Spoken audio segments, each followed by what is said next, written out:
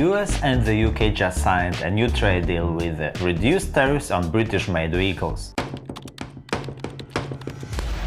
From April until now, cars like Jaguar, Land Rover, Mini and other faced a 25% tariff when entering the US market. That's now dropped to 10% for up to 100,000 cars a year limit. This is huge for UK brands, which had actually paused US exports due to high tariffs. But now, with their new electric lineups on the horizon, they're back in the game. Lower import cost means better prices for US buyers and more sales for the Brits. However, things won't be quite the same.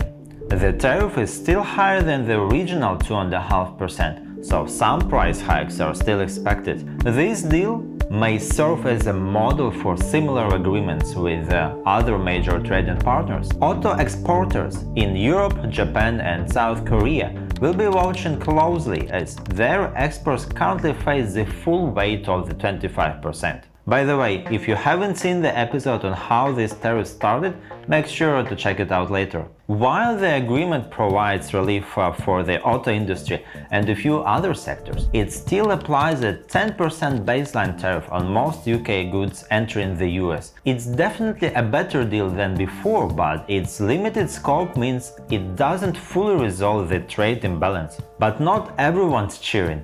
American automakers are concerned. Cars built in Mexico or Canada are still hit with a 25% tariff, even if they are packed with the US-made parts. That's not just ironic, it puts them at a real disadvantage on their home turf.